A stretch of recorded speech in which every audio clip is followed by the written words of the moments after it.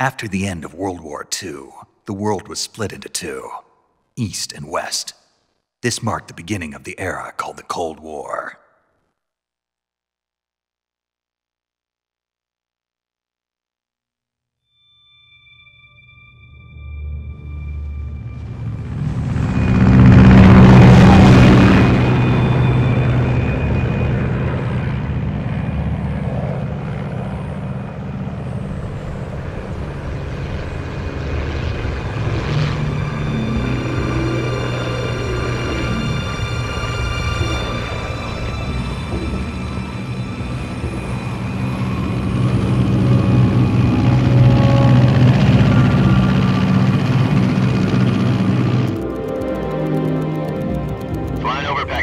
Altitude 30,000 feet. Approaching Soviet airspace. 20 minutes to drop off. Commencing internal depressurization. Equipment check. Arm main parachute. All right. You ready to go? Drop zone still showing a high pressure mass. Cav okay. Good. We've got high visibility.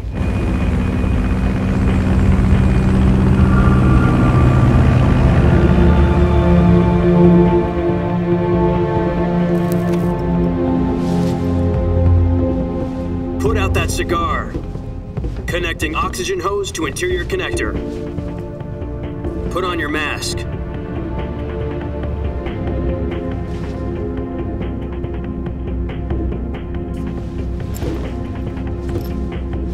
Does this panty waste know what he's doing? Approaching release point. 10 minutes to drop off. Hey, are you deaf? He said put out the cigar and put on your mask.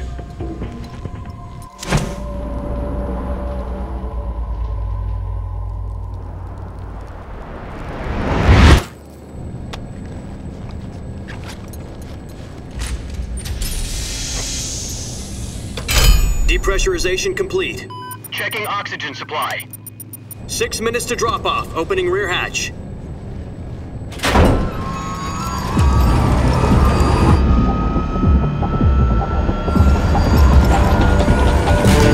Sunrise.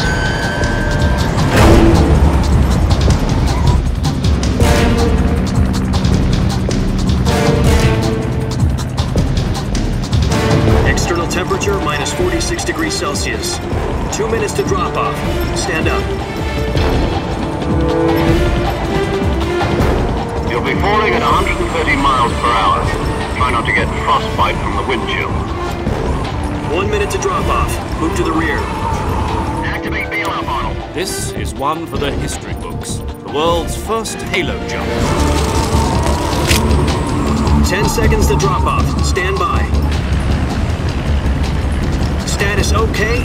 All green. Prepare for drop off. Countdown. 5, 4, 3, 2, 1. Spread your wings And fly. God be with you.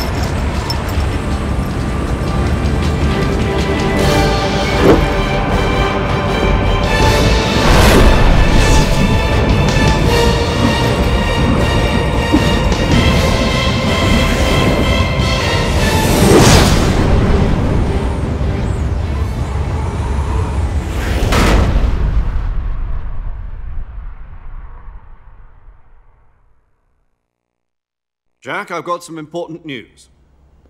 The head of the CIA has finally given us the green light for the Virtuous Mission. Virtual Mission? No, the Virtuous Mission. The future of our Fox unit depends on it. If it succeeds, we'll be officially organized into a unit. Virtuous Mission? Sounds like some kind of initiation ritual. You know, don't get cocky. This isn't a training op. Right. So what exactly is this wonderful mission? Well, about 2 years ago, a certain Soviet scientist requested asylum in the West through one of our moles. His name is Nikolai Stepanovich Sokolov. He's head of the OKB 754 Design Bureau, one of the Soviets' top-secret weapon research facilities, and the East's foremost expert on weapons development. Sokolov? Isn't he that famous rocket scientist? The very same.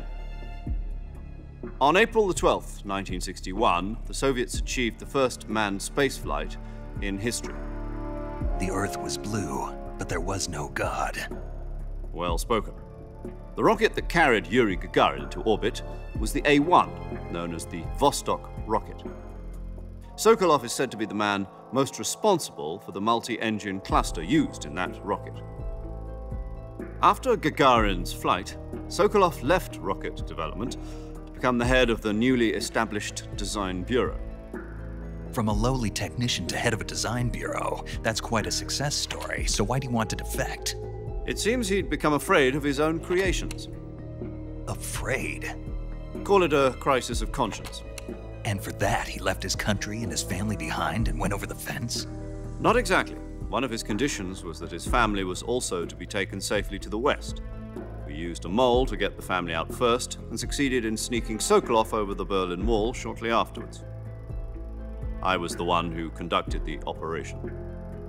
The security on the eastern side was still full of holes back then. Then what? We got Sokolov over in one piece, but the whole ordeal had left him exhausted, and we checked him into a hospital in West Berlin. It took him 2 weeks and more than 600 miles to get from the research facility in the Soviet Union to Berlin. He was in no condition to say anything coherent. And it was only a week later that we had something much bigger on our hands. The Cuban Missile Crisis. October the 16th, 1962, President Kennedy received word that the Soviets were in the process of deploying intermediate-range ballistic missiles in Cuba. The President demanded that the Soviets dismantle and remove the missiles. At the same time, he announced a naval blockade to prevent further missile shipments from reaching Cuba. But the Soviets didn't back down, instead placing their armed forces on secondary alert. Soviet transport ships carrying missiles continued on course towards Cuba. US and Soviet forces went on alert for an all-out nuclear war. Frantic negotiations were conducted through the UN's Emergency Security Council and unofficial channels to end the hair-trigger standoff. Finally, on October the 28th, the Soviet Union agreed to remove its missiles from Cuba. And so the world avoided a nuclear holocaust. But in order to get the Soviets to pull their missiles out, we had to make a deal. You mean the one where the US agreed to remove its IRBMs from Turkey? No. The Jupiter IRBMs deployed in Turkey were obsolete, and we were going to get rid of them anyway. They had no strategic value whatsoever to either the US or the Russians. The Turkey deal was a ruse, a cover story that was fed to the other intelligence agencies around the world. So what did the Russians really want? Sokolov. They wanted us to return Sokolov. You mean the Soviets pulled out of Cuba just to get their hands on Sokolov? That's right. What the hell was he working on? At the time, we had no idea. We were running out of time. It was either give up Sokolov or risk full-scale nuclear war. In the end, we had no choice. President Kennedy gave in to Khrushchev's demand. The next day, I got Sokolov out of the hospital, handing him over to agents on the eastern side. Sokolov kept on screaming, "Save me," until he disappeared from my sight. Then a month ago, we received some new information from one of our moles. About Sokolov? Yes. He was taken back to the research facility and forced to continue working on the weapon in question under KGB supervision. What's more, it's on the verge of completion. So what kind of weapon is it? Something to do with space rockets? No, missiles. Same technology. I guess you're right. We don't know the details, but it appears to be a new kind of nuclear device. For half a year now, the Soviets have been conducting frequent nuclear tests at Semipalatinsk. Something to do with the weapon, I assume. We're talking about a secret weapon so big that Khrushchev was ready to pull out of Cuba to get it back. Is Sokolov still in the facility? No. According to our intelligence, he's in Selino-Yarsk, a place in the mountains about 3 miles to the west that's known as the Virgin Cliffs. The Virgin Cliffs. Nice name for a virtuous mission. They moved him there just recently. Why? Apparently, they're conducting a field test of the weapon, but it's our best chance to get him back. This mission would never have been possible if he was still in the research facility. This is our last chance. Sokolov must have known that too when he contacted us.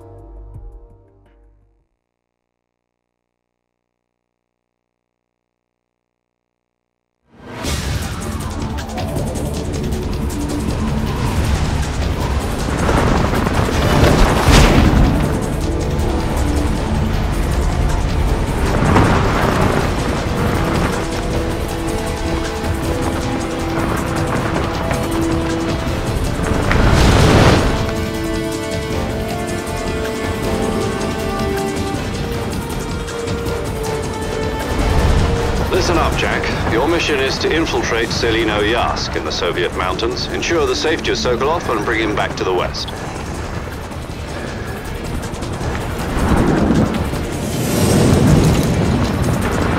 If we don't get Sokolov back before that weapon is complete, we'll be facing a major crisis.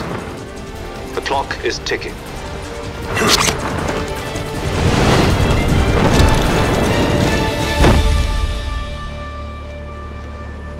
Once we've confirmed the rescue of Sokolov, stand by at the recovery point.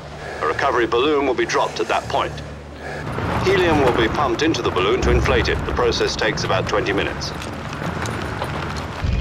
Once it's complete, the gunship's arm will latch onto the balloon and pull it up. The Fulton surface-to-air recovery system. I'm familiar with the theory. Take it easy. It's been combat-proven. Do you think Sokolov is up to it? The shock will be less than during a parachute jump, and the arm can handle up to 500 pounds. So you're planning on going over the border in a single combat talent? She's equipped with two 6-barrel 20mm Vulcan cannons, as well as two 40mm machine guns. Sounds like she could hold her own against a battalion of tanks. Even with the fuel in the reserve tank, we're facing a 4-hour time limit. If all goes well, it shouldn't take more than a few hours. Home in time for dinner.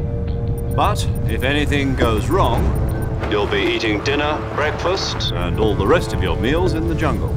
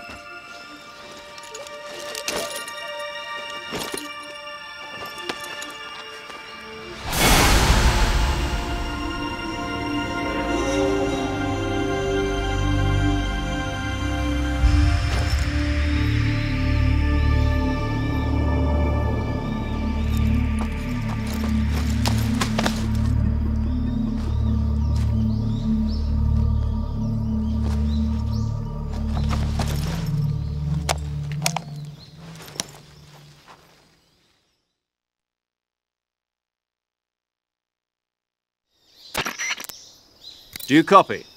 You're already in enemy territory, and somebody might be listening in. From here on out, we'll be using code names to refer to each other. Your code name for this mission will be Naked Snake. I'll be referring to you as Snake from now on. You're not to mention your real name. Snake? What, you don't like snakes? What do you mean? You've eaten one before, haven't you? In survival training. I'm glad to hear that. I don't know if I'd ever order one in a restaurant, but... Be careful, you might not have a choice. What about you, Major? What should I call you? Let's see. I'll be Tom. Call me Major Tom. This will be a sneaking mission. You must not be seen by the enemy. You must leave no trace of your presence. Is that clear? This kind of infiltration is the Fox unit's speciality. In other words, weapons and equipment are procured on site. That goes for food as well. You're completely naked, just as your name implies. Great. Now I see why you asked me if I like snakes. I suppose calling me Snake was your idea of a joke, too. No. There's a good reason for that. I'll tell you later when the time is right. Gotcha.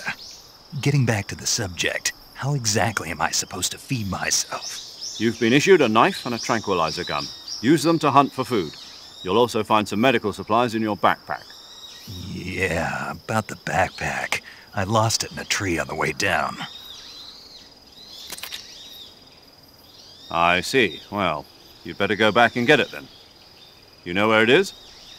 No problem. I can see it from here. It's stuck on a branch. To climb a tree, stand in front of a tree that's covered in ivy and press the action button.